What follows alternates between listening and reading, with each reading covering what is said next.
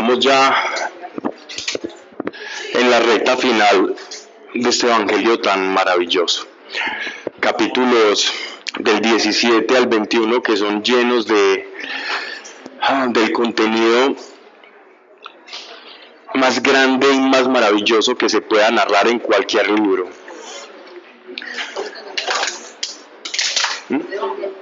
Vamos en el capítulo 17. Quiero que quienes estamos ahí, los que están como afuera, para que nos pongamos como en sintonía con Dios y le honremos su presencia en este momento, para escuchar su palabra y nos pongamos en esa disposición. Oh Dios, gracias, Señor, por este lugar, por lo que has venido creando, por las personas que has levantado aquí, Señor, por todos los frutos que se han dado, por las personas que se han sanado, por quienes han encontrado paz en su corazón, quienes han hallado también respuesta dentro de tu voluntad y tu propósito. Ven, Espíritu Santo, a llenar cada persona, para que lo que aquí se diga no sea en lo natural, sino que pueda penetrar hasta lo profundo del alma. Dios, he caminado y he sabido que con una sola palabra, una frase, un fragmento de tu palabra revelada al corazón, las vidas se transforman, la vida cambia. Solo una palabra tuya basta para hacer muchas cosas. Solo una palabra tuya puede transformar la vida, puede dar dirección a quienes somos, puede responder y separar los anhelos de la carne de los verdaderos anhelos del corazón. Y tú eres un Dios que cumple los anhelos del corazón. Ayúdanos a conocer cuáles son esos anhelos del corazón y cuáles no, para que comprendamos la eficacia de tu palabra. Solo una, Señor. Espíritu, que cada uno de nosotros hoy, honrando tu presencia, nos vayamos con una perla al corazón. Solo una palabra que nos transforme, que nos guíe. Y gracias, Señor, por eso. Gracias por lo que haces, Padre. Oh, Señor, gracias por cada persona. Yo no sé con qué necesidad han venido, pero este es un espacio en el que tú traes respuestas. Y sea cual sea la necesidad, Dios, hoy me uno a la necesidad de todos los que estamos acá, para que por tu misericordia recibamos algo del trono de gloria, algo de tu presencia para nosotros, y gracias por eso, Señor. Amén. Muy bien, vamos, como les decía, en la recta ya final de este evangelio tan maravilloso que, pues, en primera persona lo digo, me encanta. Fue después de haber tenido mi encuentro con el Espíritu Santo, fue el texto que me atrapó por completo y tuve mucha revelación. Y es sorprendente porque no importa cuántas veces me dirija hacia el texto, hacia el Evangelio de Juan, no sé cuántas veces este Evangelio lo he leído en viajes, en audiobiblias, en estudios, y siempre encuentro algo diferente. Y no deja de sorprenderme la calidad de la palabra de Dios, cómo puede transformarse y revelarte cosas distintas. Yo les decía hace 8 días que estoy seguro que si volviéramos a empezar otra vez el ciclo de Juan, desde el primer capítulo hasta el 21, sería una charla completamente diferente. Salvo 3 o 4 datos históricos o georreferenciaciones, pero de resto sería completamente diferente, y esa es la virtud que tiene este texto. Vamos entonces ya llegando como a este pasaje maravilloso en el que Jesús ya empieza a desprenderse de este mundo y a culminar su ministerio público. Recordemos que el ministerio público de nuestro Señor dura 3 años.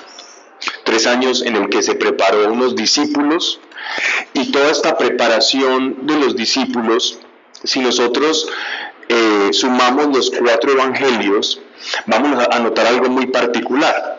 En estos 3 años, Jesús no les enseñó, o su pedagogía no fue como la pedagogía que uno recibe de un maestro ordinario o en una escuela ordinaria o como un rabino de la época.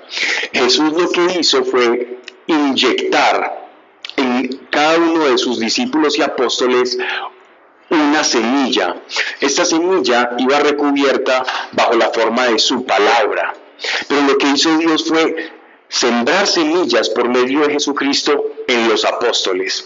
Por eso nosotros notamos que los apóstoles, pese a que ya llevaban más de 2 años con Él, todavía no comprendían la profundidad y la dimensión de las palabras del Maestro. Y a nosotros se nos antoja completamente incoherente su forma de actuar, y los juzgamos desde nuestra perspectiva, desde nuestro conocimiento de Dios, el que tenemos ahora, y decimos, pero Pedro, ¿por qué lo negó 3 veces si había experimentado resurrecciones, había visto cómo calmaba, cómo multiplicaba, cómo hacía milagros, y toda esa taumaturgia, toda esa cantidad de milagros que seguían a nuestro Señor? Aún a pesar de eso, los apóstoles todavía no comprendían. Y pesaba sobre ellos el conocimiento que tenían de la palabra. Ellos tenían un conocimiento. Recordemos que los niños, desde los 12 años, se aprendían la Torá, que es el Pentateuco para nosotros, y los profetas se lo conocían de memoria y lo recitaban y lo cantaban. Se conocían los salmos. Lo rezaban por la mañana, tenían oraciones recitando la palabra, iban a las sinagogas. Y aún a pesar de tener ese conocimiento de la palabra, parecía que no comprendían lo que el Señor les estaba enseñando. Me acabo de desconectar, pero... Sí, en un momento me dejarás de escuchar. No. Bueno. Vamos en el capítulo 17. Sí, vamos a empezar el 18. Entonces, miren que lo que Jesús estaba haciendo en ese tiempo, y cuando ustedes vean los evangelios, mediten en esto, mediten en Jesús como un sembrador. Jesús, cuando hablaba, Él no estaba esperando que los discípulos aceptaran inmediatamente la palabra que Él les estaba dando, porque era muy difícil de digerir. Así los profetas ya habían hablado de Él. Entonces vamos a hacer algo. De pronto con tu celular lo ponemos acá y...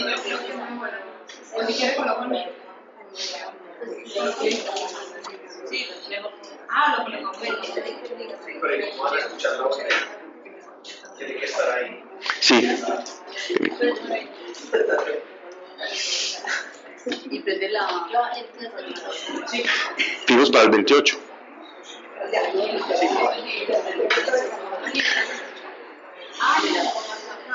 Ok, bueno, aquí ya se me conectó, pero igual... Pero desde el tuyo sí se escucha bien, desde este. No.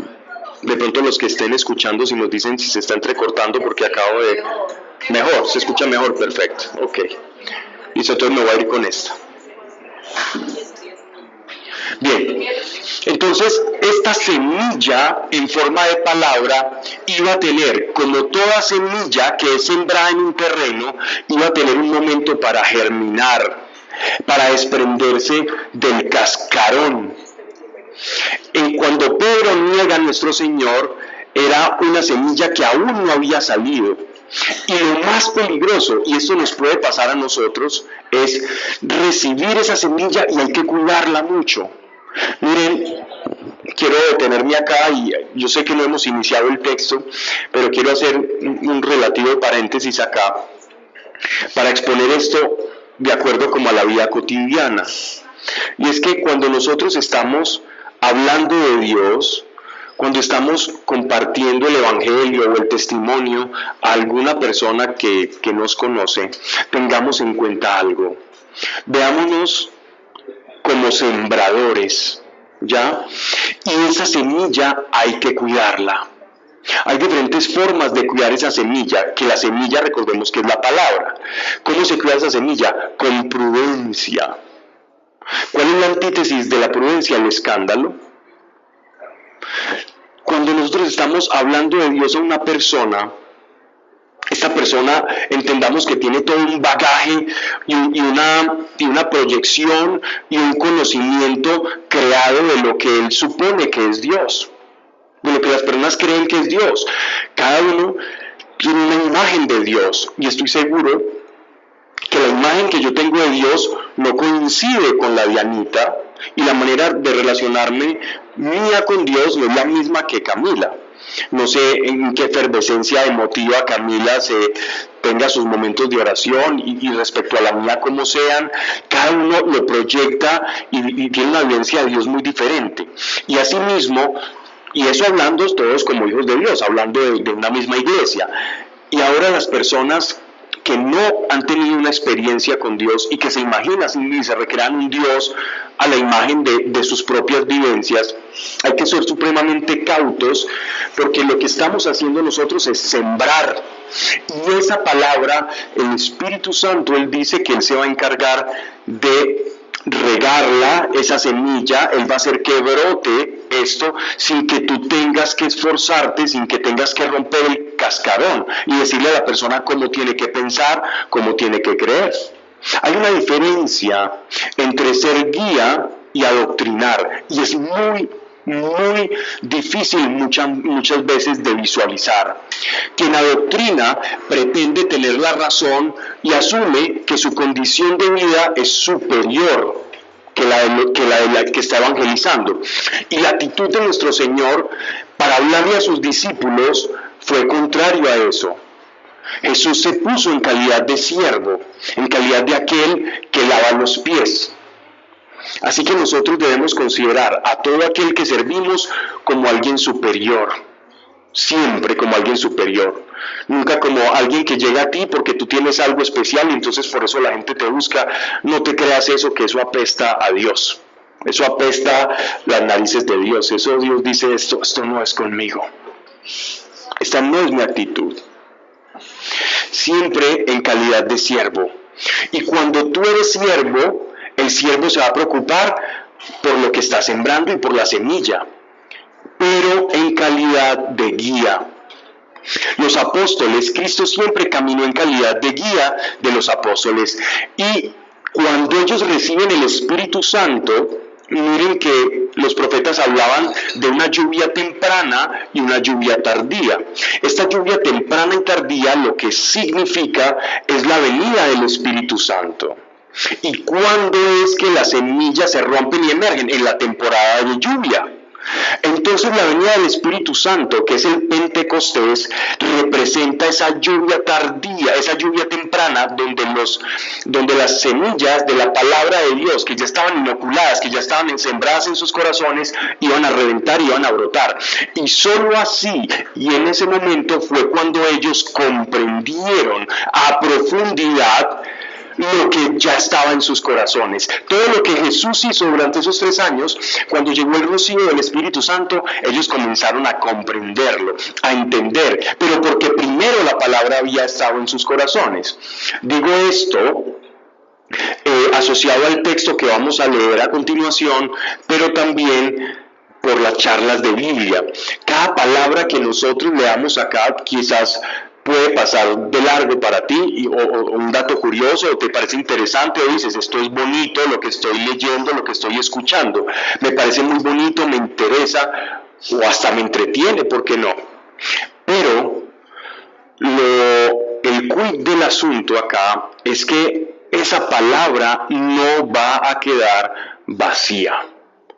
El Espíritu Santo, en un momento, cuando tú lo necesites, va a utilizar esa palabra que ya ha sido sembrada y Él va a hacer algo con ella.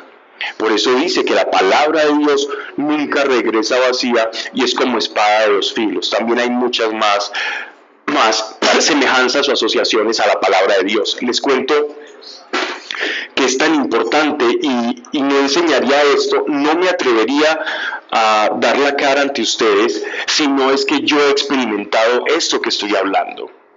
Yo no leería la Biblia solo para entretenerme, sino es que sé que hay una materia prima que yo estoy recibiendo en forma de semilla y que conforme voy recibiendo esa materia prima, el Espíritu Santo en esa economía espiritual va tomando esa materia prima que yo voy recibiendo, sin importar si lo entendí, sin importar cómo me dio la razón o la emoción en medio de ese aprendizaje o de recibir la palabra. No te merezco, gracias. Sin importar cómo el Espíritu Santo va a tomar esa palabra y va a comenzar a hacer una obra dentro de ti. He visto casos muy interesantes. Conozco una persona, un médico querido, hace rato no hablo con él. Él tenía un problema muy grave de alcoholismo. Yo por ese tiempo a veces iba y escuchaba unas charlas de un gran amigo y él daba charlas en un pequeño grupo. Y a veces me invitaba a dar charlas, casi siempre las daba él. Y yo iba a veces sábados en la mañana, martes en la tarde. Y siempre veía a la misma persona ahí sentada atrás, escuchando. Y entonces, una vez como que alguien vio que este hombre entró en estado de embriaguez, en alto estado de embriaguez, y alguien como que lo quería retirar. Y mi amigo fue y se dirigió a esa persona y le dijo: ¿usted cree que esté borracho o no, la palabra de Dios no va a hacer nada? Espere y verá.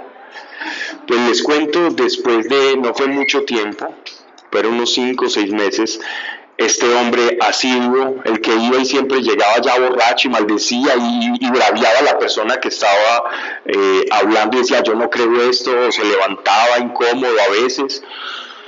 Después era ahí. Pues les cuento que terminó haciendo cursos de teología, diplomados y predicando, sirviendo, y es un gran hombre de Dios. Nunca dejó su esencia, pero sí dejó lo que lo estaba esclavizando. Y solo se sentaba a un borracho, no digo su nombre por respeto, pero se sentaba un borracho atrás, en la banca de atrás, y escuchaba. Yo no sé si entendía o no, pero el Espíritu Santo se valió de toda la materia prima que él iba a tener para hacer una obra en él.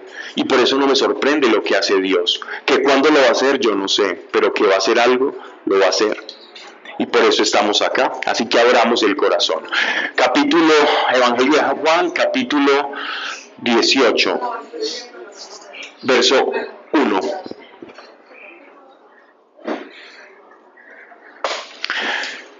En diciendo esto, está bien dicho así, eso se utilizaba mucho antes, el español que se utilizaba anteriormente. En diciendo esto, salió Jesús con sus discípulos al otro lado del torrente, del Cedrón, donde había un huerto, en el cual entró con sus discípulos.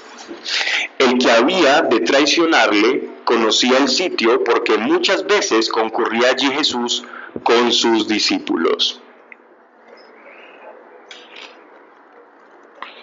Miren que Jesús, todos los movimientos, toda la dirección, cualquier locación que él elegía, no lo hacía de manera fortuita, era completamente deliberada. Jesús sabía por qué y cómo y a dónde hacer lo que tenía que hacer, porque acto seguido, después de cada enseñanza de Jesús, generalmente esa enseñanza estaba relacionada con la atmósfera en la que él estaba predicando.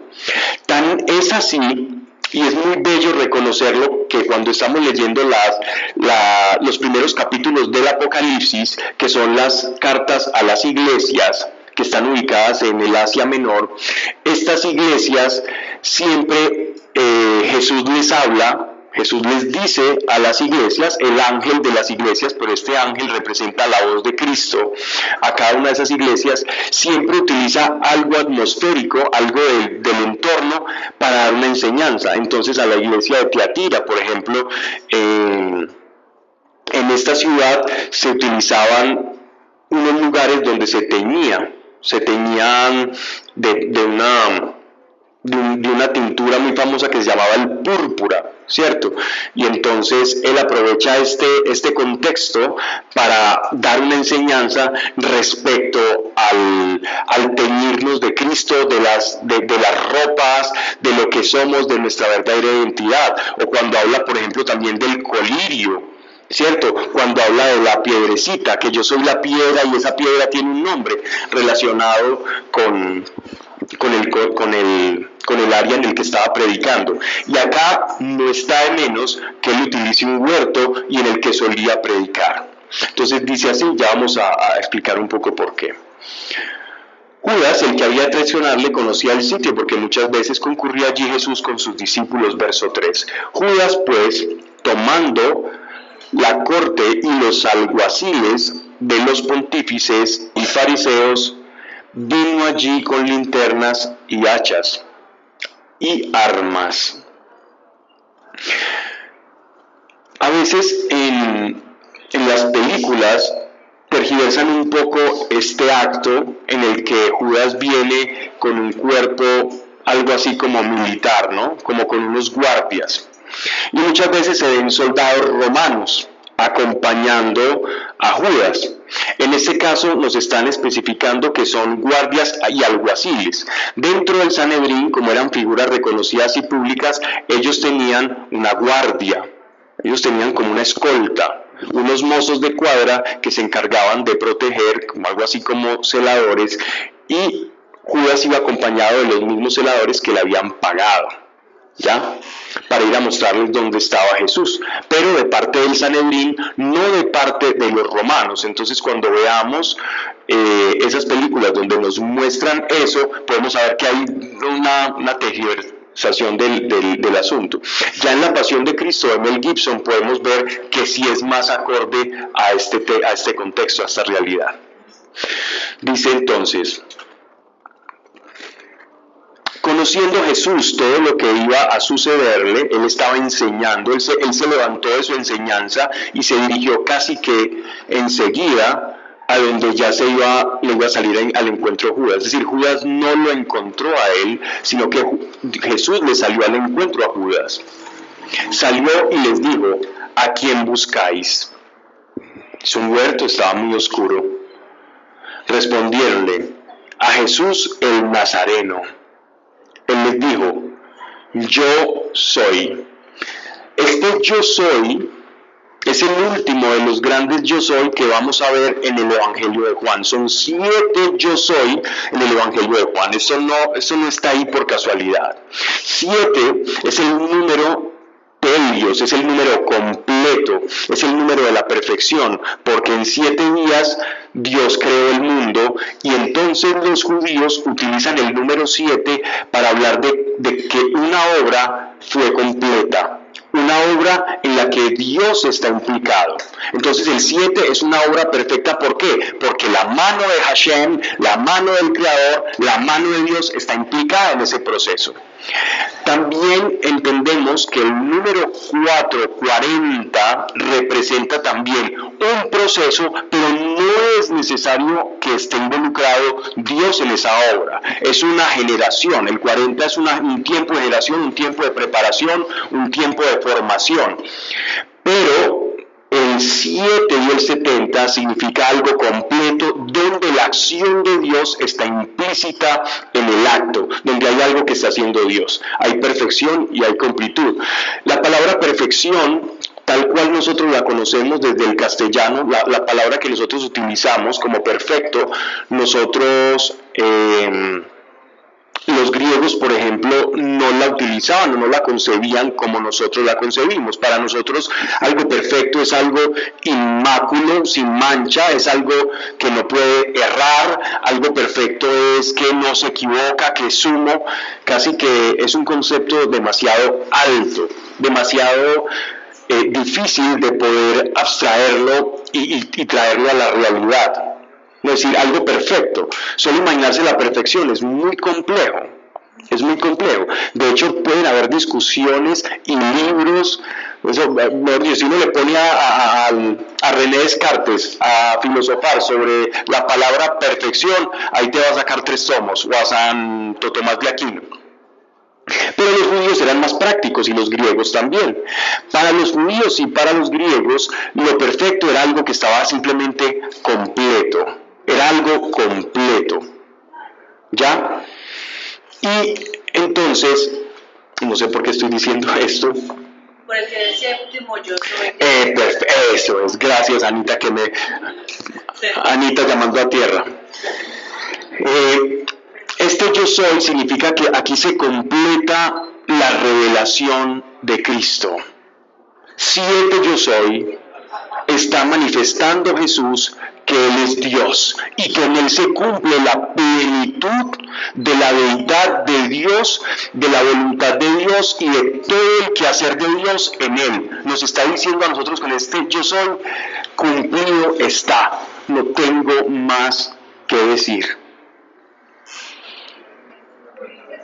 Judas, el traidor, estaba con ellos, así que les dijo, yo soy. Miren esto. Retrocedieron y cayeron a tierra. Cuando él dijo yo soy, ellos cayeron a tierra, ellos cayeron. He visto muchas personas que se cuestionan, algunos que se asustan cuando de pronto en una oración alguien simplemente se cae, se desvanece, siente paz y se cae. A mí me ocurrió. Yo pensaba que empujaban a las personas, que les estaban dando algo. Pues sí es normal, porque tú lo que tú no conoces, pues tú te haces y te recreas algo respecto a algo que tú no conoces. Y he escuchado personas muy detractores de las manifestaciones, carismas, signos o señales del Espíritu Santo, que por no experimentarlos y por juzgarlos a priori desde el desconocimiento, la ignorancia, o quizás porque recibieron una formación dogmática sin haber tenido una experiencia con Dios primero, juzgan la experiencia de Dios desde lo dogmático sin permitirse la experiencia de Dios. Y muchas veces escucho personas diciendo, esto no ocurre, eso no es bíblico, la gente no se tiene por qué caer, esas cosas no son así, el Espíritu Santo no se siente, habla en el silencio, todo es muy suave, tú sientes como una voz de la conciencia que te habla por allí. Y cuando a mí me dicen eso, porque lo he escuchado y no pocas veces, yo reflexiono y miren, soy muy honesto al decirles esto, le doy gracias a Dios y a ustedes que están escuchando esto y que estamos leyendo la Biblia tal cual es, sin máscaras, que gran parte de mi evangelización la recibí leyendo este texto. Y entonces cuando yo leía lo que hacían los apóstoles, en Hechos de los Apóstoles, y veía que pasaban cosas cuando oraba por una persona, yo no me sorprendía ni me atemorizaba porque suponía que eso era lo que tenía que pasar. Si yo estaba leyendo el manual de instrucciones de los creyentes, que es la Biblia, y esas cosas comenzaban a pasar, entonces ¿por qué me había de escandalizar? Y cuando veía que otros se escandalizaban, pensaba, bueno, ¿será que ellos tienen otra Biblia diferente a la mía? ¿Será que ellos no leían que estas cosas pasan? No entiendo por qué. Y se escandalizaban y decían, no. Una vez me invitaron a un lugar y cierta persona que me invitó me dijo, Pablo, ¿por qué no das una charla? Dales tu testimonio, pero por favor no ores por ellos, para que no pasen cosas y no se escandalicen. Y yo dije, no, yo allá no voy. Yo no, para mí hablar es perder el tiempo. Para mí hablar es perder el tiempo. Yo quiero ver a un Dios que actúa. Habla cualquiera, pongo yo un video de YouTube y ya está. Pero cuando yo tengo necesidad, yo no pongo un video de YouTube, yo no pongo una prédica que estoy con una enfermedad o con un dolor o algo que me esté atormentando. Yo busco a alguien que esté conectado con Dios. Si yo no puedo conectarme con Él, busco a alguien y me ayude en mi aflicción. Y para eso es la iglesia. Y decían, es que eso no es bíblico. Pues sí es bíblico, y cuando Jesús dijo yo soy, ellos cayeron por la presencia que moraba en Cristo y por el tamaño de verdad que había acabado de pronunciar. Yo soy, el último gran yo soy, que representa el número perfecto de Dios, donde se hace la voluntad de Dios para la humanidad en un hombre llamado Joshua de Nazaret. Ahí se manifiesta el Espíritu Santo con algo que ahora muchos se escandalizan de ver. Respondió Jesús, ya os dije que yo soy. Si pues me buscáis a mí, dejad ir a estos. Entonces, ese dejar ir a estos, uno puede involucrarse dentro de la escena que está ocurriendo allí, y es muy posible que los apóstoles, cuando Jesús dice yo soy, y ellos caen al piso, los apóstoles se adelantan 2 o 3 pasos a Jesús para custodiarlo. Y entonces Jesús vuelve y se adelanta otro poco y dice, dejen ir a estos, adelantándose. Y poniendo su pellejo como un verdadero chivo expiatorio. La expresión chivo expiatorio es completamente sacada del contexto bíblico, pues extraída del contexto bíblico.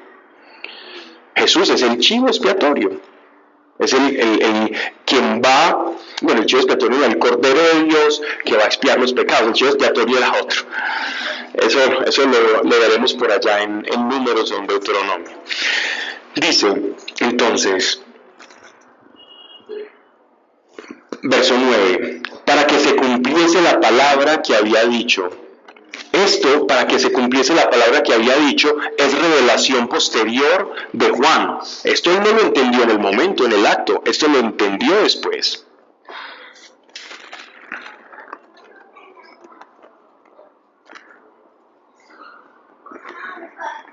¿Qué palabra le dijo? De los que me diste, no perdí ninguno. De los que me diste, no perdí ninguno. Simón Pedro, que tenía una espada, la sacó e hirió a un siervo del pontífice. Miren que aclaran que es un alguacil, un siervo del pontífice, cortándole la oreja derecha. Esto se lo narra el Evangelio de Juan, este detalle.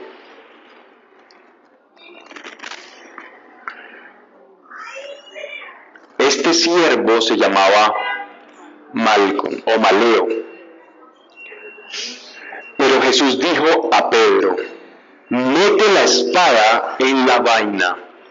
El cáliz que me dio mi padre, ¿no he de beberlo?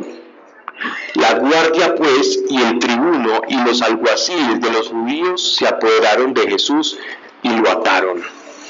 Hay unos textos que no son, digámoslo así, bíblicos, que muestran a Jesús sanando la oreja de este hombre.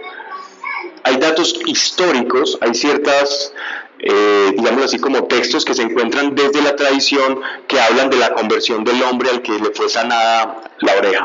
De estos textos se toma también Mel Gibson para La Pasión de Cristo, y él utiliza estos fragmentos también de una serie de 12 tomos de una mujer, es beata, no sé si ha sido canonizada, que se llama Catalina de Emmerich. Tiene una serie de 12 libros que se llaman Visiones y Revelaciones, y en uno de sus tomos, que es la Pasión, habla también de este episodio. Entonces de ahí también se vale para esto, simplemente como un dato curioso.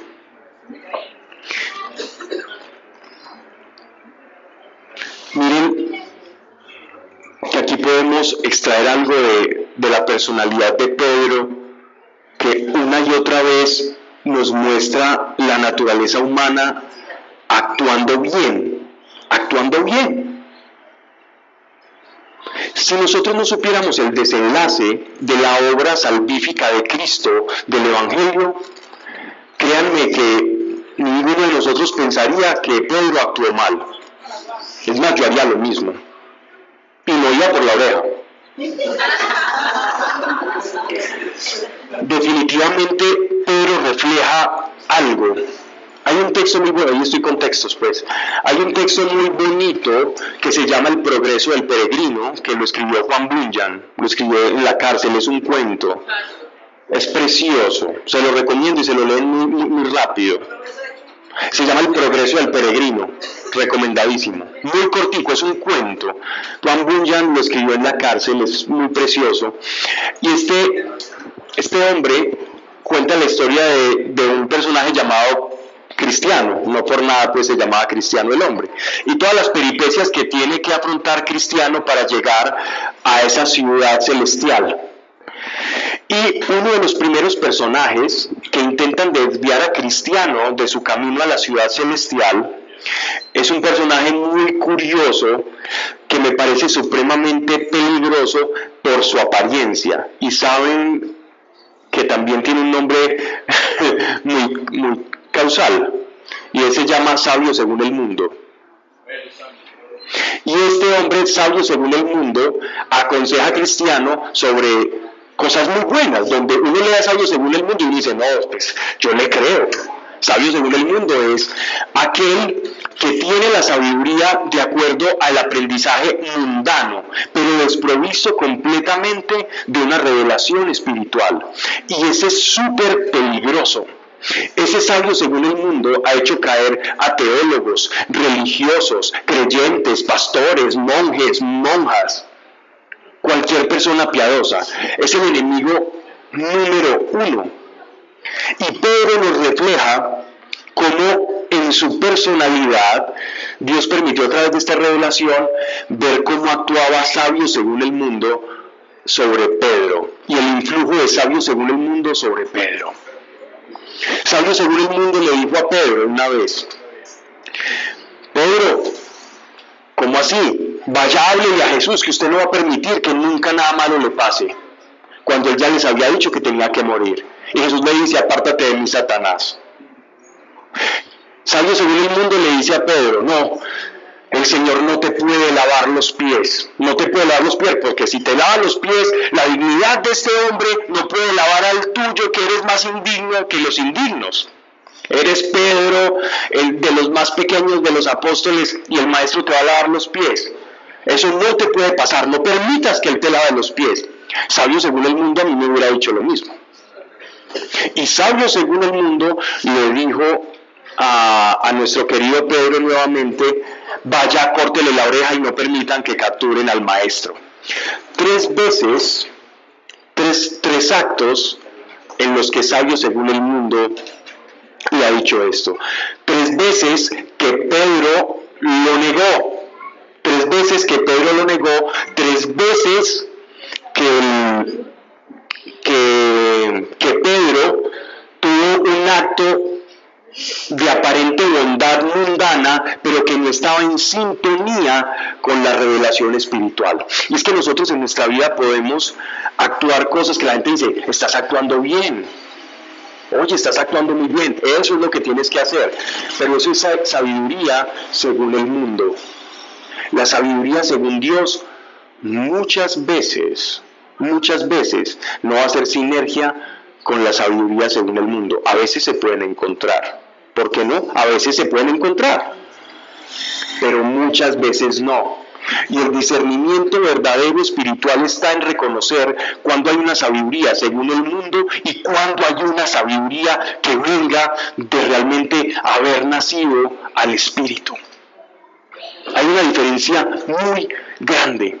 Quien descubre eso tiene un caminar más rápido, más ligerito, más suave, más sutil en el mundo espiritual.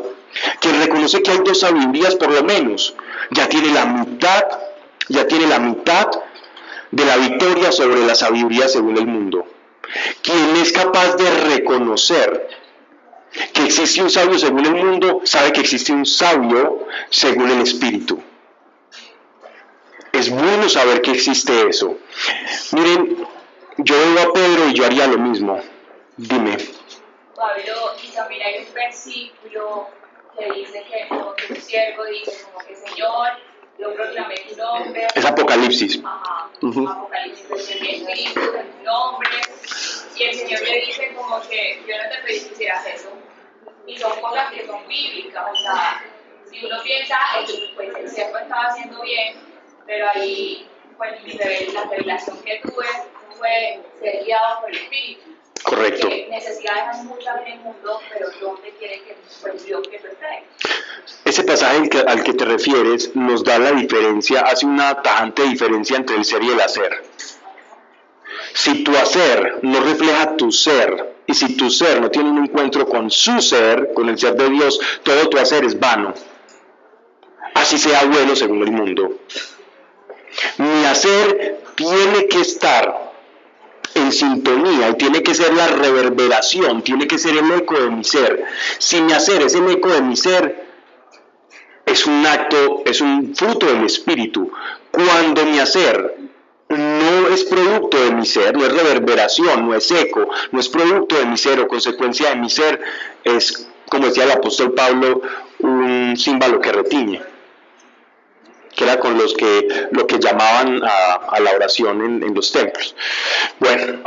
Ahora una pregunta. Sí. A mí me llama la atención es que los romanos, después de haber sido acercados a Dios, y se caen, y después de ver que la oreja es cortada y vuelta a colocar ahí, ellos no se conmueven y no hacen nada, viendo el milagro, viendo lo que estaba sucediendo ahí. O sea, ¿y qué pasó? Sí, seguramente sí se conmueven, sí les ocurre algo, y el problema es la dureza de corazón. Ellos se levantan y ¿qué pasó acá? Estaba de noche, un hombre dijo yo soy, y se cayeron, quizás les causó curiosidad, pero mire que acto seguido de esa experiencia Jesús mismo dice que Él se entrega, que Él va, Jesús se entrega a ellos. Después de eso seguramente ellos reflexionaban y cuchicheaban y decían, nosotros ¿por qué capturamos a este hombre? Y hay una tradición que habla de la conversión de este hombre y hay toda una historia alrededor de este hombre. ¿Pero ese hombre sí era romano o hacía parte de esa guardia? Aparecía parte de la guardia. Sí, muchas veces los romanos prestaban como algunos de sus soldados rasos, los rasos, a la guardia del Sanedrín. A veces. ¿Para qué? Para servir ahí de antimotines. Según la tradición, sí. Según la tradición, este era romano. Lo mismo, por ejemplo, hay una historia muy interesante que se cuenta, hay muchas novelas históricas que hablan de esto, del hombre cuando dice una palabra tuya bastará para sanarlo, con la autoridad. Hay una tradición que habla de la conversión de este hombre y cómo él llevó el evangelio a Roma, antes que el apóstol Pablo. Pero sí, seguramente tuvieron que tener un grado. Nadie que tenía un encuentro con Jesús lo veía de manera indiferente. O lo rechazaban o se conmovían, pero nadie indiferente. Así ocurre la verdad. La verdad no, cuando uno tiene un encuentro con la verdad, uno no puede ser indiferente. O hay rechazo o la abrazas, pero la verdad no tiene tintas medias. Así era con Cristo. Dice, miren cómo dice, no debe de verlo, nuevamente le dice a Pedro lo mismo. La guardia pues y el tribuno y los alguaciles de los judíos se apoderaron de Jesús y le ataron.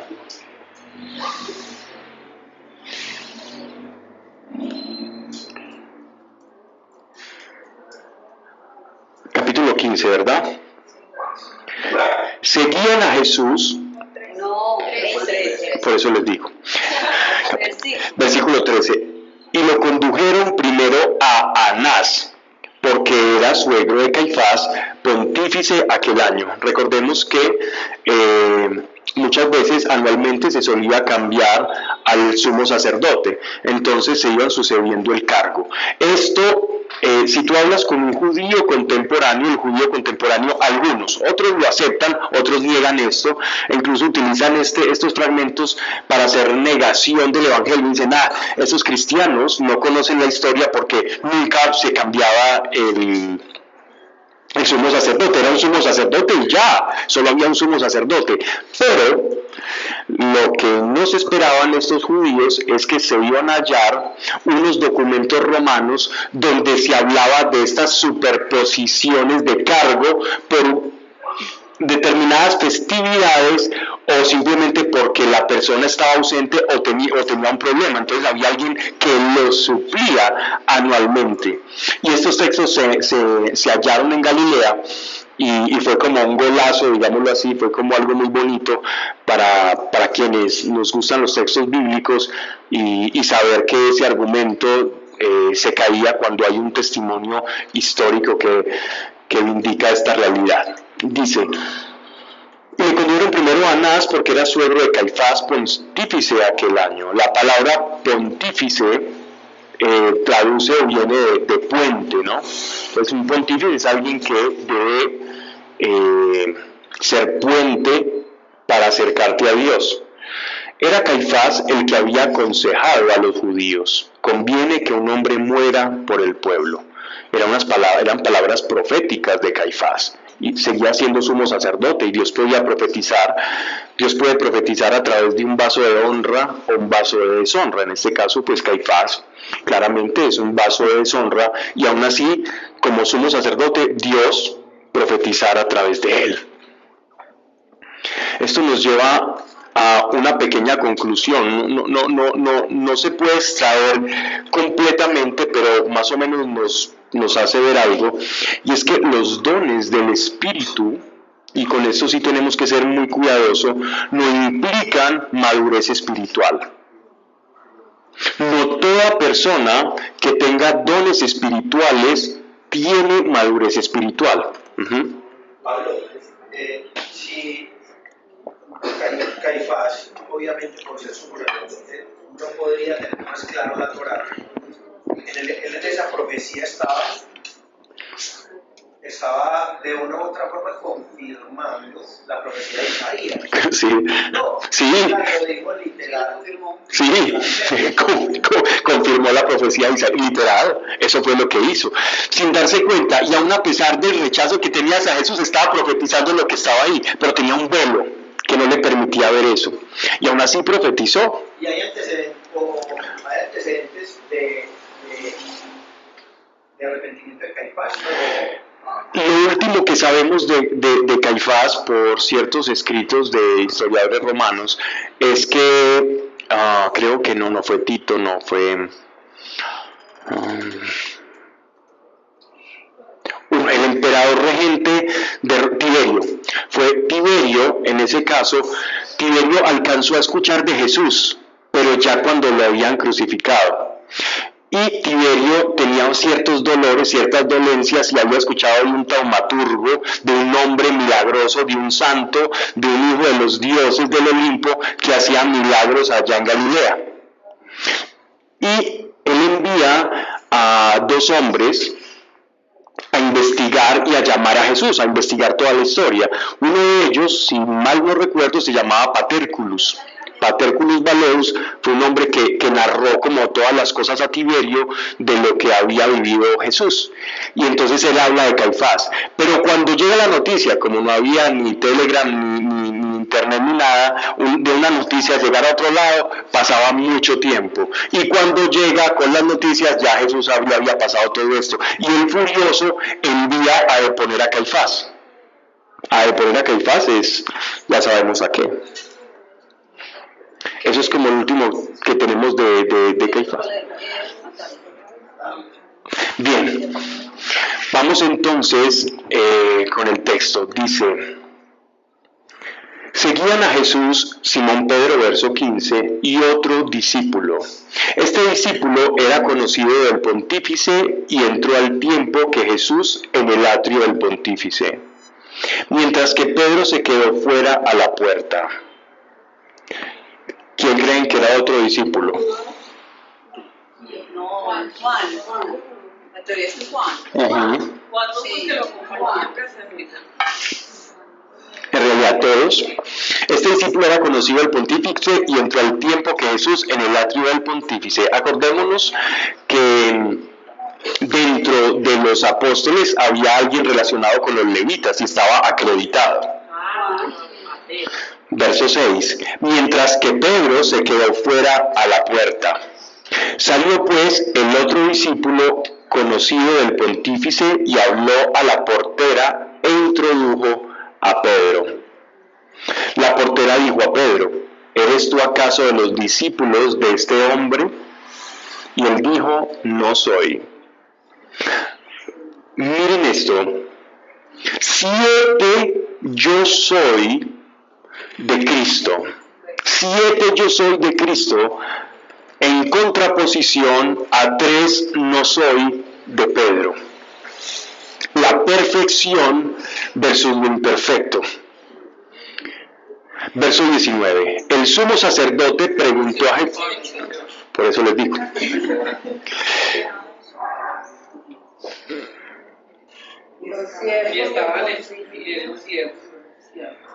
Los siervos del pontífice. Sale el texto omitido. Acá el texto omitido. En el mío también. Léelo hasta el 19.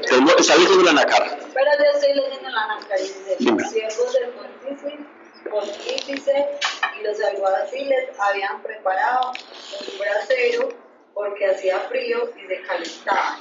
Y Pedro también estaba calentándose con ellos. Perfecto. Hicieron la fogatica y se sentaron entonces con Pedro. Verso 19. El sumo sacerdote preguntó. Todas las traducciones leen lo mismo. Traducen lo mismo. No. ¿Ven diferencia? Leamos el versículo 18 en otro texto. Estaba en pie los siervos y los oficiales que habían hecho fuego de carbón porque hacía frío. Es lo mismo, sí. Y también con ellos estaba Pedro en pie calentando. Ok, verso 19. El sumo sacerdote preguntó a Jesús sobre sus discípulos y sobre su doctrina. Ese es un texto que nos está, posicionando a Pedro, lo está localizando cerca del Sanedrín, porque uno de los discípulos tenía vínculos con el Sanedrín y posiblemente era levita, y este discípulo levita lo que hizo fue permitirle la entrada a Pedro allí. Y Pedro se atemorizó, pero siempre estuvo, aunque tenía temor, siempre estuvo mirando lo que estaba pasando desde afuera. Ellos estaban cerca al templo de Jerusalén. El Sanedrín era un lugar muy amplio, con columnas y eran como arcos, ¿cierto? Diferentes arcos, y se podía ver desde afuera, desde la periferia, lo que allí estaba pasando, porque ellos hablaban muy duro. Los judíos, en medio de todo eso, siempre hablaban duro, y había un tumulto, y estaba reunido el Sanedrín, sabiendo que habían aprendido a Jesús para, digamos así, como hacer juicio de su caso. Pablo, ¿pero era apóstol o era discípulo? Discípulo. Hay una teoría, hay varias teorías intentando decir que fue Juan, como para no decir que él estaba ahí, otros, pero sabemos que entre los discípulos habían muchos levitas, y ese levita tenían ingreso al Sanedrín. ¿Qué hicieron los otros? Se dispersaron. Esos sí no estaban ni cerquita. No, esos estaban dispersos y tampoco podían entrar.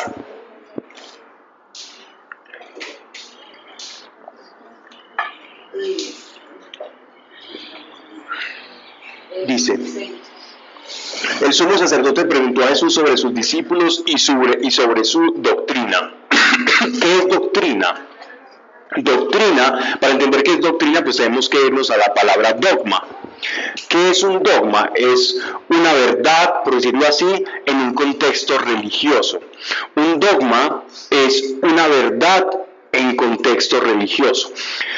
Para que podamos hablar de una religión como tal, una religión organizada y sistemática, tenemos que hablar de un cuerpo dogmático, es decir, de ciertas afirmaciones como verdades, que representan el sistema de creencia, a lo que nosotros llamamos religión. Entonces ellos le están preguntando, bueno, ¿qué es lo que ustedes están enseñando? ¿Cuáles son esas verdades que los tienen acá? ¿Por qué están alborotando al pueblo? Si se supone que ustedes son judíos, ¿por qué están tergiversando la palabra de Dios? Verso 20. Respondióle Jesús: yo públicamente he hablado al mundo. Siempre enseñé en las sinagogas y en el templo. Miren que Jesús nunca fue grosero. A donde concurren todos los judíos. Nada hablé en secreto. ¿Qué me preguntas?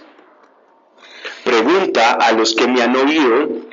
¿qué es lo que yo les he hablado? Ellos deben saber lo que les he dicho.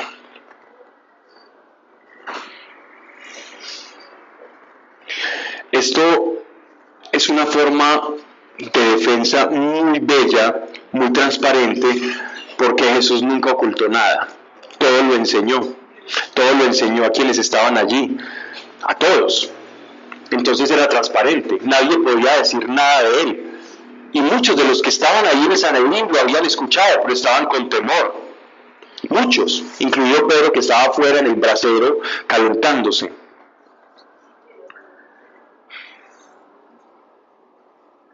Habiendo dicho esto, uno de los ministros que estaba a su lado le dio una bofetada, diciendo: ¿así respondes al sumo sacerdote?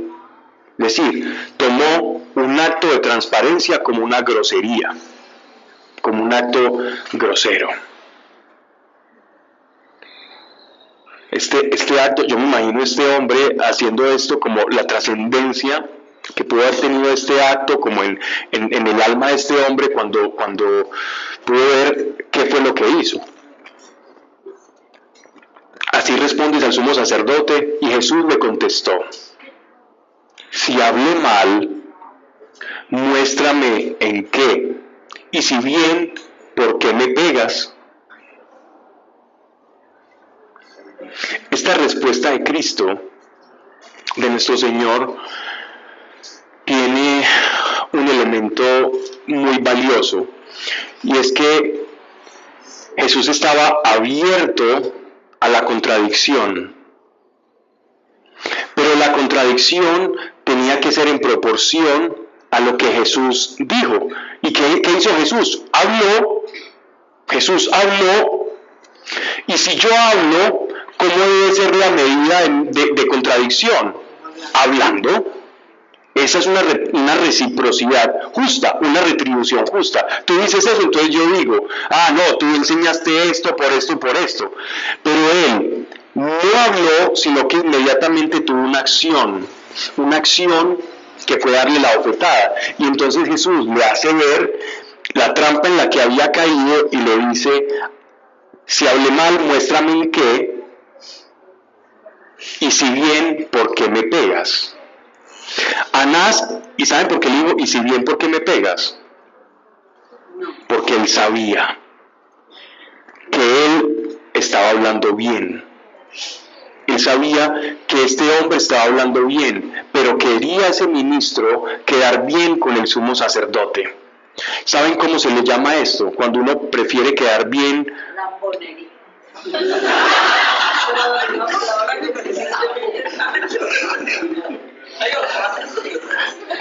En otros términos, sería temor humano. Cuando ustedes escuchen la expresión temor humano, cuando escuchen la expresión temor humano, se refiere específicamente a eso. Es para los gentiles que no entendemos. El temor humano es cuando alguien que ostenta una jerarquía, una dignidad o un cargo hace que en mi interior yo menosprecie a Dios para quedar bien con esa persona. Eso se llama temor humano. Y es una enfermedad del alma terrible, el temor humano. Quedar bien con alguien y quedar mal con Dios, porque Dios es invisible y es más fácil quedar mal con Él. Es más fácil quedar mal con un ser invisible. Pero cuando tú experimentas a Dios y te das dando cuenta de que no es tan invisible como parece, ahí es cuando ya empieza a ver el temor de Dios y no el temor humano. Entonces miren que la expresión temor de Dios tiene relación con esto. Es un respeto a esa dignidad, a ese ser. Y el temor de hombre es el respeto al hombre por encima del respeto a Dios. ¿Ya? Sí, pero ese ya tenía miedo. Ese no era temor humano, sino ese ya tenía miedo. Diferenciamos miedo de temor. Yo encontré hoy una definición de temor de Dios en la Biblia. en Proverbios. Dice, el temor a Jehová es aborrecer el mal. Correcto. En el capítulo 8 de Proverbios, capítulo 3. Así es. Porque yo siempre me preguntaba, ¿cómo así que temor de Dios? Yo tengo que tener miedo a Dios. Pero empecé a entender que la mentalidad del lenguaje, las traducciones, empiezan a tergiversar el mensaje, pero ahí es súper claro. Pero mira que la misma Biblia se explica a sí misma. Te tomaste el trabajo y encontraste, entonces cualquier problema, temor de Dios, y dices, temor de Dios, ahí está, es esto. Temor de Dios es aborrecer el mal, eso es. Y dice que el principio de la sabiduría es el temor de Dios, o sea, el aborrecer el mal. Dice entonces este hombre, Anás le envió atado a Caifás, el sumo sacerdote. Es decir, Anás, que era el que estaba reemplazando a Caifás, como que dice, aquí como que no logro ver que este hombre le podamos lapidar o aplicar una pena máxima litúrgica, judía, o por hereje, o por blasfemo. Y más bien salió de él y lo transfirió a otra dependencia.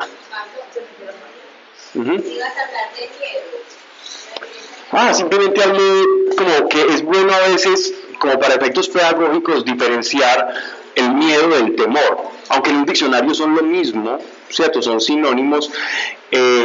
Para efectos de expresar una idea, entendamos el temor como todo miedo que proviene de la psique, ¿cierto? Todo miedo que se origina en todo el sistema de la amígdala cerebral, que se empieza a desarrollar allí y hace parte de tu psique, de tu estructura mental. Tengo miedo al futuro, tengo miedo a la muerte, tengo temor, a la muerte. El miedo como tal, para efectos pedagógicos, vuelvo y repito, lo podemos entender para hacernos dar a entender como en un público, con personas, miedo como al miedo que está relacionado con el instinto de defensa, con el instinto de conservación, que es muy diferente. Si viene aquí un perro Doberman botando salidas y viene corriendo, yo salgo corriendo. Se me dispara el miedo como mecanismo de defensa y es sano. Dios no dice que el miedo es malo, de hecho Él lo puso ahí. Hay personas que psicológicamente hablando están vetadas del miedo, son personas muy temerarias y súper peligroso porque atraviesan calles, se compran motos de alta cilindraje y van a toda velocidad y son supremamente temerarios porque no sienten ese miedo instintivo que Dios puso ahí para que no andemos pensando que somos inmortales, ¿cierto? Ese es sano hasta cierto punto. El temor es el que Dios dice que no podemos tener. No ese miedo natural, instintivo, sino el temor. Ese es el que tenemos que combatir. Ese es el temor. Eso era simplemente lo que quería decir, aunque no quería detenerme en eso, la verdad. Dice, Anás le envió a Caifás, el sumo sacerdote. Entre tanto, verso 25, Simón Pedro estaba de pie, ahora sí, entra mi traducción, de pie calentándose, y le dijeron, oye, ¿no eres tú también de sus discípulos? Negó él y dijo, no soy. ¿Cuántos vamos? 2 no soy. ¿Qué podría estar sintiendo Pedro en ese momento? Él no se estaba sintiendo bien. ¿Qué operó en Pedro? El miedo. En Pedro operó el miedo. Acuérdense de hoy, de lo que operó en Pedro. Acuérdense de esto, para que nos llevemos una enseñanza cuando leamos los últimos capítulos del Evangelio de Juan. Porque es precisamente el miedo que se quedó grabado, impregnado, tatuado en Pedro, el que Jesús, en reciprocidad, retribución, lo transforma y lo cambia con 3 palabras del amor. Y es que el amor es el que vence el miedo. Es el amor. El remedio para el miedo es el amor. ¿Qué hacemos nosotros cuando estamos pequeños y tenemos miedo? Los brazos de la mamá o el papá, dependiendo del tamaño del perro. Nosotros buscamos ese brazo maternal, siempre. Mamá, mamá, por la noche estoy viendo cosas, mamá, y el que se le pasa a los papás a la cama. Eso pasa, es normal. Nuestro instinto natural es buscar ese refugio paterno o materno, porque sabemos que hay amor. Y uno siempre piensa en los momentos de más necesidad. Miren, hay algo que es duro decirlo, pero generalmente en las situaciones más duras que está viviendo una persona de dolor, generalmente se escuchan 2 gritos. Ya ni siquiera las groserías es un golpe medio. Cuando las personas están en su máximo de sufrimiento, se escuchan 2 palabras: mamá o Dios. Mamá o Dios. Cuando las personas están en un estado de miedo y de ansiedad muy grande, mamá o Dios. Porque son los representantes o los regentes para nuestra psique, para nuestra mente, del amor, de que sabemos que ellos no nos van a rechazar y que hay amor. Y por eso la palabra de Dios, muy consecuente con nuestra naturaleza, dice que donde hay amor no hay temor, donde hay amor no hay miedo. Y ese fue el trabajo que hizo Jesús, y lo examinaremos más adelante con Pedro. Entonces, por eso grabémonos el sentimiento de Pedro, el miedo. Dice: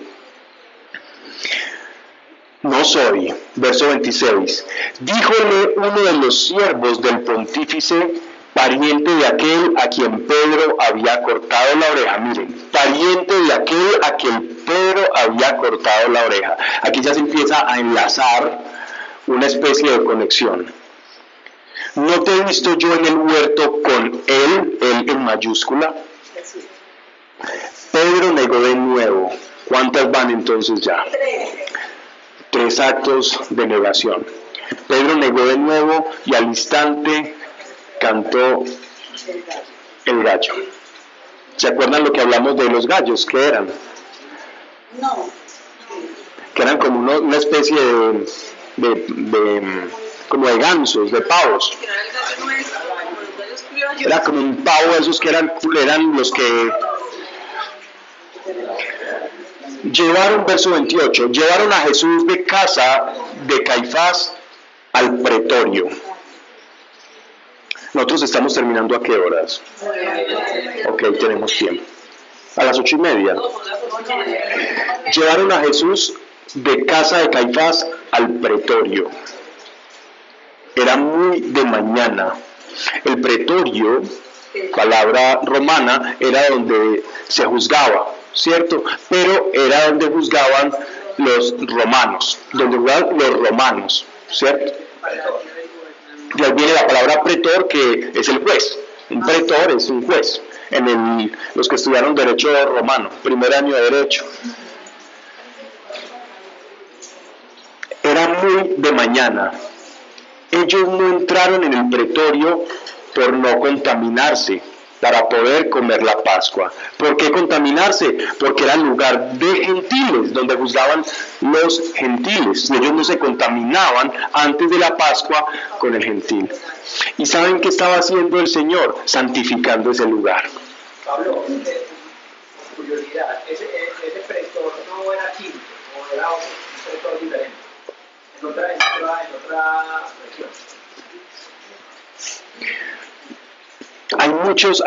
Es muy difícil, incluso muchas personas que contradicen los textos bíblicos se valen del argumento de que hay muy pocas referencias históricas, pero afortunadamente hay otros historiadores que han recogido pequeños fragmentos, incluso de una persona que presenció la flagelación del Señor.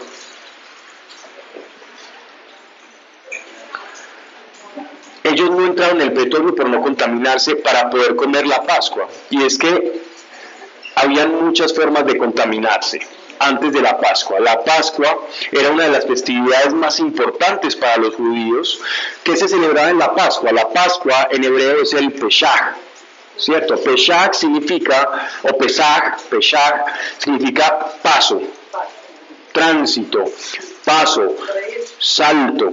Y ese paso representaba el paso de la esclavitud a la libertad, del pueblo esclavizado por parte de Tutmosis o Ramsés, de acuerdo al momento histórico en el que uno se sitúe, cuando Dios a través de Moisés sacó a los israelitas de la esclavitud de Egipto y pasaron a la península del Sinaí.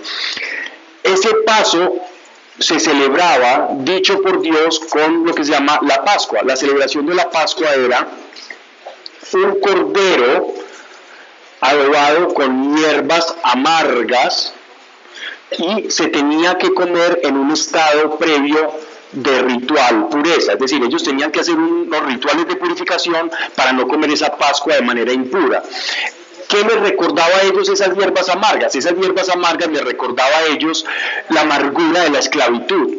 Nosotros, como Cristo es nuestra Pascua, cuando nosotros recordamos la crucifixión, nosotros vemos nuestra vida del pasado, nuestro viejo hombre con amargura. O sea, qué feo ese viejo hombre, recuerdo ese cómo yo respondía antes, los deseos que tenía antes. Bueno, ahora tengo los mismos, pero por lo menos sé que son malos y no los quiero tener y los reconozco que son malos.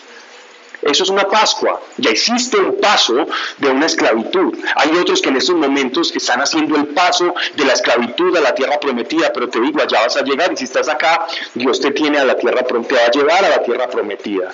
No dejes de escuchar su palabra. Luego, entonces, ellos comían la Pascua en una cena donde el padre de la casa, el padre de familia, el patricio, el pater familia, el hombre de la casa o el hijo mayor, en caso tal de que fuese huérfano o ya su padre hubiera muerto, entonces el hijo mayor, el primogénito, era el que se encargaba de hacer la Pascua en la casa. Hacían una oración, daban unas palabras, esta Pascua comenzaba, recuerden que como los judíos tienen un calendario lunar, entonces el día de ellos comienza a las 5 de la tarde, cuando ya está poniéndose el sol, ellos ya comienzan un nuevo día. Eso es en el calendario lunar. ¿Ya? Entonces todo esto estaba aconteciendo, estaba oscureciendo, ellos ya iban a celebrar la Pascua, se les estaba haciendo tarde y por eso por eso dejaron a Jesús aparte para poder celebrar esa Pascua, porque si no lo podían juzgar y se perdían la Pascua. Salió pues Pilato fuera y dijo: ¿qué acusación traéis contra este hombre? Entonces a Pilato no le importaba si era la Pascua o no, él salió a ver, venga, me traen a este tipo y qué. Y ellos respondieron diciéndole: si no fuera malhechor, no te lo traeríamos. Juan es el que resume más la crucifixión, Lucas es el que la trae más expedita, Mateo también. Verso 31. Díjoles Pilato: tomadle vosotros y juzgadle según vuestra ley. Le dijeron entonces los judíos: es que a nosotros no es permitido dar muerte a nadie. Para que se cumpliese la palabra de Jesús, había dicho, significando de qué muerte había de morir. Todo lo que Jesús, exactamente. Quiero que miremos, si alguien tiene el texto en el Antiguo Testamento, si alguien me puede ayudar, con Números, el libro de Números, capítulo 9, del verso 6 al 10. Números del capítulo 9, versos 6 al 10. Esto en cuanto a la purificación y a la impureza, para que alguien lo lea y que no sea siempre mi voz. Capítulo 9, ¿cuál? Del verso Del 6 al 10. Sí, lo tienes como enlace, como... Ok, ya, perfecto. Pero había algunos que, encontrándose en estado de impureza por contactos con cadáveres, no pudieron celebrar la Pascua ese día. Estos se presentaron ese mismo día a Moisés y a Aarón y les dijeron: Estamos impuros por haber tocado un cadáver. ¿Por qué no vamos a presentar la ofrenda al Señor con los demás israelitas? Moisés le respondió: esperad y veré lo que dispone el Señor respecto a vosotros. Ok, gracias. Entonces esto fue previendo, y como eran conocedores de la ley, ellos sabían que si entraban al pretorio, que era un lugar donde acusaban a los romanos y a los gentiles, ellos no se podían contaminar tocando un gentil. La palabra que en nuestras Biblias traducen como gentil, en hebreo es goim. Goim en hebreo es una persona no conversa al judaísmo.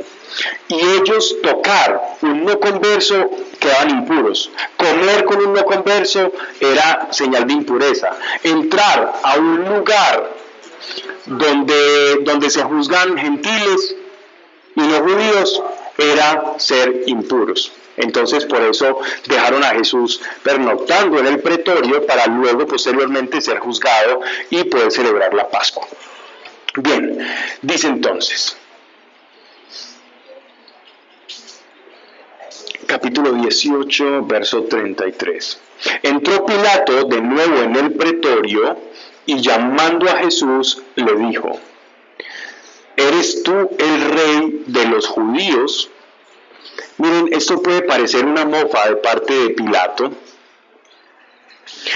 pero es que Pilato seguro tenía algún tipo de amanuense, de ayudante, de colaborador, que le iba diciendo: mire, de este dicen tal cosa, porque él iba a juzgar. Entonces él le decía: a ver, ¿qué dicen de este? Entonces esa personita por allá se le acercaba y le decía: dicen que es el rey de los judíos, hace milagros y hace cosas y están rebotados. Entonces le preguntó: ¿eres tú el rey de los judíos? En algunas escenas de películas se nos muestra como Pilato como burlándose, haciendo burla, pero no era la actitud real de Pilato haciendo burla. A él algo le está diciendo, este es un desconocido para él, y simplemente le pregunta: ¿usted es el rey de los judíos? Porque Pilato sabía, los romanos eran supremamente diligentes en cuanto a archivos históricos se trata, en cuanto a linajes y genealogías. Y entendemos que para la época de Jesús existían 4 Herodes. No todos los Herodes, no solo había un Herodes, sino que eran diferentes hermanos. Entonces está Herodes el Grande, Herodes Agripa, Herodes Antipa, por ejemplo, y habían diferentes hermanos Herodes que se dividieron el reino e iban reinando cada uno en una región. Y estos Herodes, esta familia Herodes, no venía del linaje real, es decir, no pertenecía a la casta del rey David. Y si tú no eres de la dinastía o perteneciente a la genealogía del rey David, tú no tienes derecho al trono, por lo tanto tu trono es ilegítimo. Y ellos cargaban con ese rabo de paja. Todos estos héroes vivían siempre intentando congratularse con el pueblo, haciendo cosas, y el primero de ellos fue el papá, que era Herodes el Grande, para no alarmar mucho a los judíos por su reinado ilegítimo.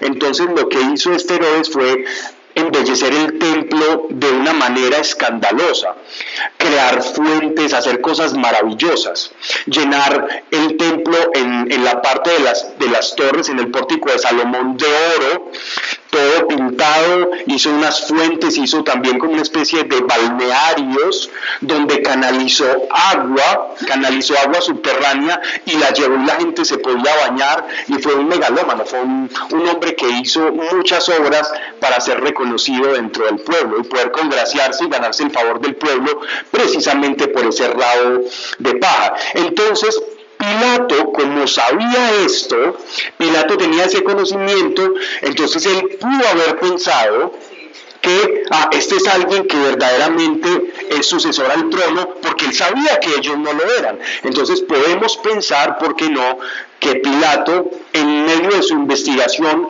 fungiendo como pretor, ¿cierto? Él era, en ese caso, él juzgaba estas cosas. Entonces él era como la voz del César, la voz de Roma y la voz del César para ese hecho. Entonces le estaba preguntando, indagando, estaba, digámoslo, haciendo bien su trabajo, para que de pronto en una película no nos dejemos confundir de esa actitud como burlesca de Pilato, no necesariamente, era un juez aburrido haciendo su trabajo y haciendo las preguntas de rutina. Para que no lo crucificaran. Hizo su trabajo de juez. Y no veía motivo. Exacto, según el derecho romano. Verso 34. Respondió Jesús: ¿por tu cuenta dices eso o te lo han dicho otros de mí? ¿Por tu cuenta dices eso o te lo han dicho otros de mí? Jesús sabía lo que había pasado y le pregunta, le da la oportunidad. Pilato contestó: ¿soy yo judío por ventura? No le gustó la pregunta de Jesús. Él le preguntó, ¿esto es porque usted está haciendo bien su trabajo o porque alguien le sapió allí? Usted preguntó y ahí a intentar resolver el asunto. Miren lo natural de la conversación de nuestro Señor. Con eso se podía hablar de cosas normales, cotidianas, ordinarias, y sin importar el grado de sabiduría, de elocuencia o que tenía nuestro Señor, que tiene nuestro Señor, podía tener estas conversaciones normal y ser uno de nosotros y formar parte de nuestro contexto. Por eso se hizo hombre y vivió todo. Y dice la palabra que Él creció en sabiduría, como todos nosotros vamos creciendo, así como un niño aprende. Dice entonces, Pilato contestó: ¿soy yo judío por ventura? Tu nación y los pontífices te han entregado a mí. ¿Qué has hecho? Verso 36. Jesús respondió. Miren esto. Quiero que no miremos esto como las palabras de Jesús. Salgámonos un poquito del razonamiento ordinario bajo el que nosotros aprendemos normalmente. Miren esto: mi reino no es de este mundo. Mi reino no es de este mundo. ¿Quién está aquí en este salón unido a Cristo? ¿Quién?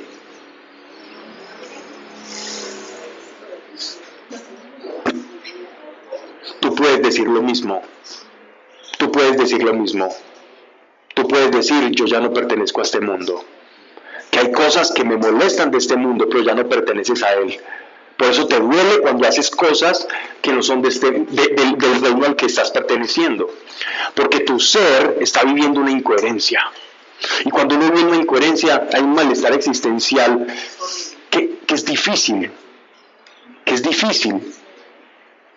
Cuando uno tiene que vivir una identidad que no es, cuando uno tiene que vivir quien uno está destinado a ser. Mi reino no es de este mundo. Por eso, si tú quieres ganar este mundo, no cuentes con Cristo, no cuentes con Jesús. ¿Quieres ganarte este mundo? Cristo no es la opción para ti. Si tú quieres este mundo no es el mundo, no es su reino. Si tú quieres ganar este mundo, no vas a hacer nada. Pero si por él vives en este mundo, Dios te va a hacer vivir este mundo con otros ojos y con otra realidad. Perder este mundo por su causa es mucho mejor. Vale toda la pena del mundo. No quieres ganar el mundo. Los ideales que te den de este mundo no dan la felicidad. Morimos para nacer. Morimos para nacer. Hace poco escuché 3 conferencistas diferentes, una psiquiatra, un psicólogo físico y un neurocientífico, 3 alrededor de estos 15 días, hablando sobre el fenómeno de la felicidad. La felicidad. Y es impresionante cómo personas que no tuvieron que mencionar la palabra Dios por ningún lado, todos tres, por diferentes ramas, coincidieron en que lo que te ofrece el mundo o los paradigmas ideales de este mundo no puede hacer a nadie feliz, pero una y otra vez caemos en la trampa. Una y otra vez. Pero es que claro, como la fe viene por el oír, y entonces uno empieza a creer lo que empieza a escuchar, y entonces eso es que es lo que te venden. Si hay algo molesto, no sé si soy el único, son las propagandas de YouTube, es lo más molesto. Y cada vez, antes era una vez por allá, ahora son siga y siga y siga. Y la bendita del humo y la de yo no sé qué, es terrible. Y todo lo que te están ofreciendo es eso. Ahora están endiosando a Elon Musk por todos lados. Tan impresionante. ¿Qué es eso? El creador de Tesla, de la marca de automóviles eléctricos Tesla y de SpaceX.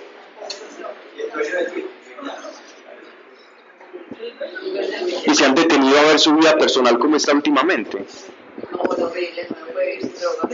Se han detenido a ver su vida personal.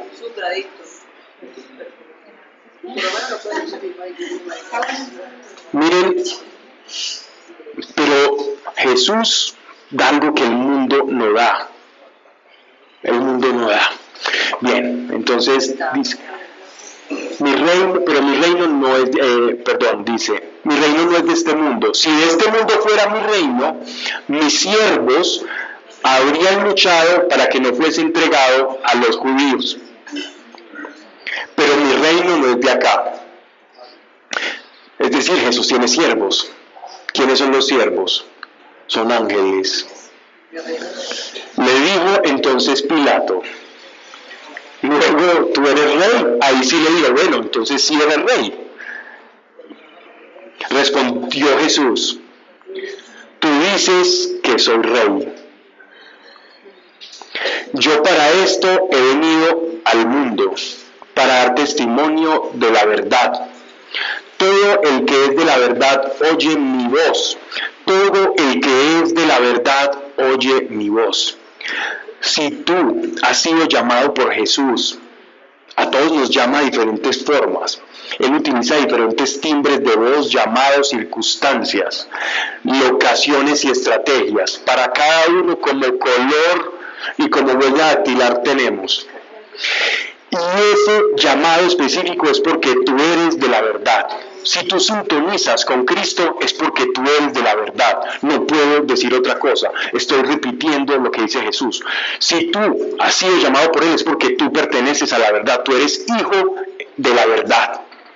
Ustedes son hijos de la verdad. Por eso están acá. No en este grupo ASB. ASB no es nada. ASB no es nada. Es solo una estrategia para llevar a Dios. Lo que portamos es lo importante, que es la experiencia de Cristo. Tú puedes el día de mañana que Dios te lleve a hacer otra cosa o te lleve a otro país, y esa experiencia que tú transmitas es lo importante. No unas siglas, no un grupo, no, es Dios dentro de ti, es el reino de Dios dentro de ti que tú vas a manifestar. Eso es lo importante. Siéntete más del reino de Dios que de un grupo en específico. Siéntete más de Dios, hijo de la verdad, que de un grupo. Porque cuando tú te sientes más de un grupo que de la verdad y de Dios, cuando pasan cosas malas, porque los seres humanos erramos, cuando me vean haciéndome así, cuando me pase un motociclista y dicen, ay, este no es el que habla de amor. Como soy del grupo y como erro y equivoco, y como tu identidad está reforzada por un grupo, entonces tu corazón va a ser afectado porque puso los ojos en el lugar equivocado.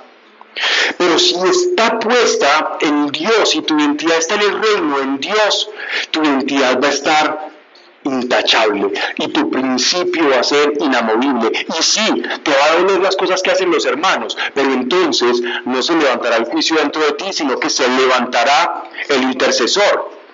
Voy a orar por eso. es diferente.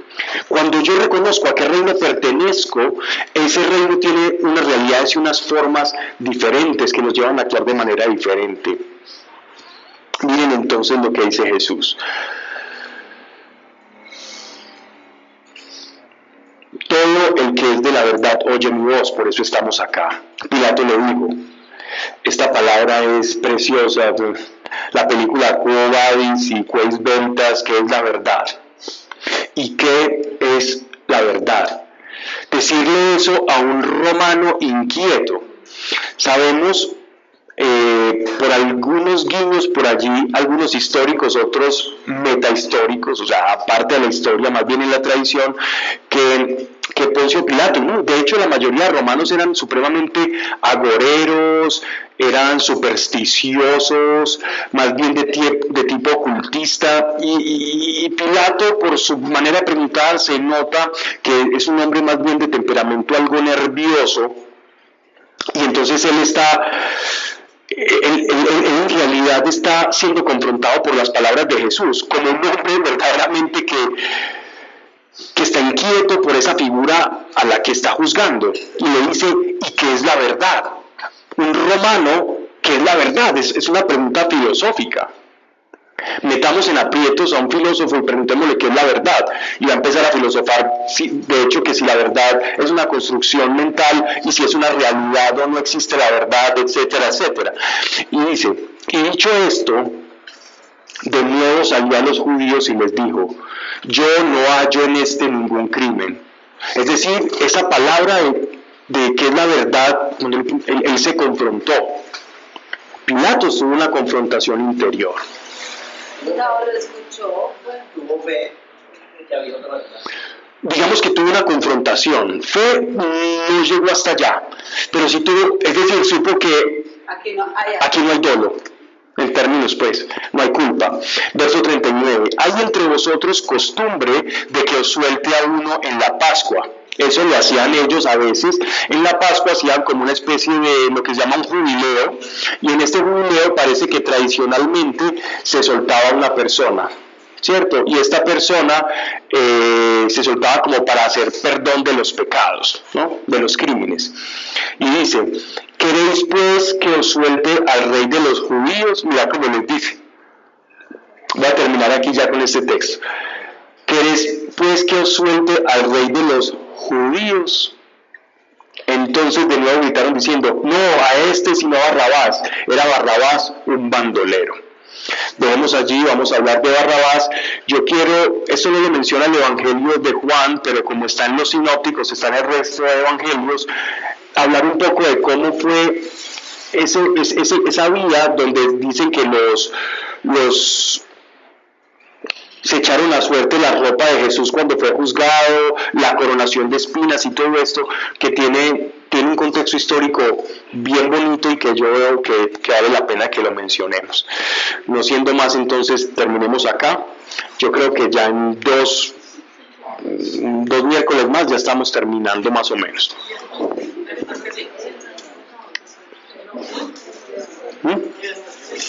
Dime. Ya veremos. Oh Padre, te doy gracias, Señor, por cada persona y por cada corazón aquí representado, Dios. Sé que hay quienes vienen con necesidad, pero tu palabra no vuelve vacía, Dios. Aquí hemos hablado lo que está escrito, Señor. Un matiz más, un matiz menos, pero es tu palabra.